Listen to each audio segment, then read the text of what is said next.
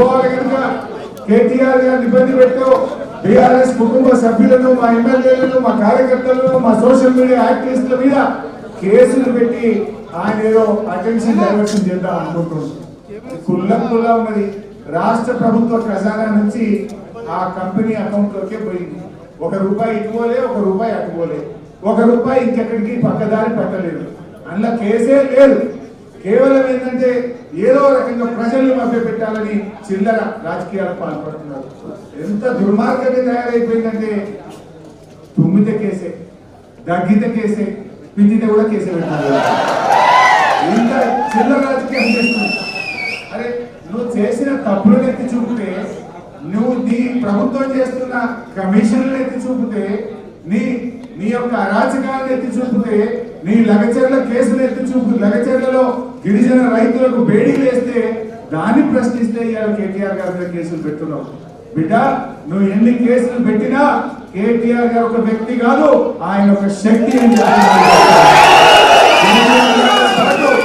లక్షలాది మంది బీఆర్ఎస్ కార్యకర్తలు, బీఆర్ఎస్ కుటుంబ సభ్యులు కేటీఆర్ ముట్టుకుంటే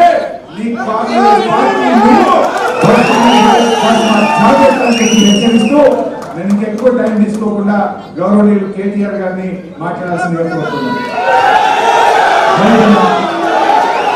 జై తెలంగాణ. గౌరవనీయులు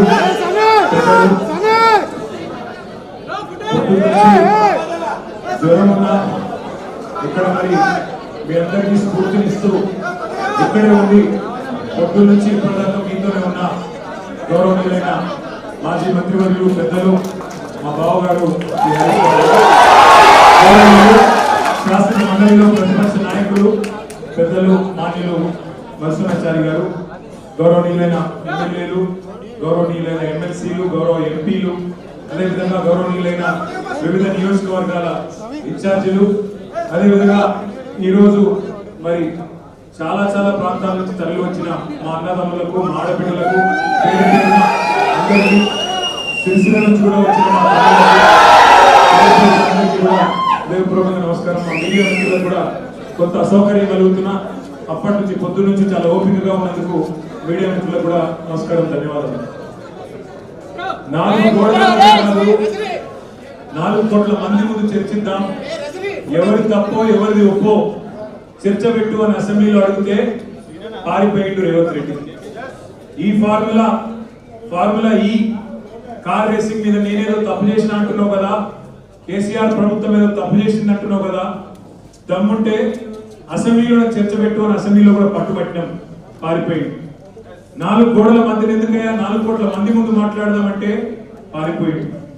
పోనీ ఇట్లా కాదు, ఈ బద్నాం క్యాంపెయిన్ ఇంకెన్ని రోజులు నడుపుతావు, ఈ దేశంలో ఏ రాజకీయ నాయకుడు అన్న విధంగా నేను అంటున్నా, నువ్వు ముందుకు రా, నేను తప్పు చేయలేదు, నిజాయితీకి ధైర్యం ఎక్కువ కాబట్టి అవసరమైతే లైట్ డిటెక్టర్ పరీక్ష తీసుకుంటా, నువ్వు కూడా రా. పక్క లేడు, పారిపోయాడు.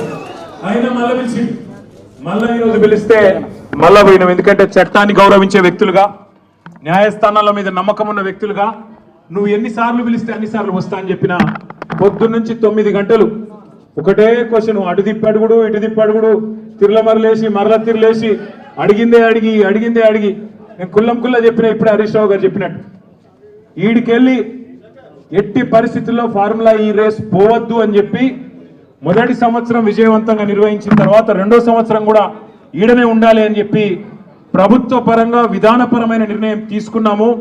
తీసుకొని మరి కొంత డబ్బులు చెల్లించినాం.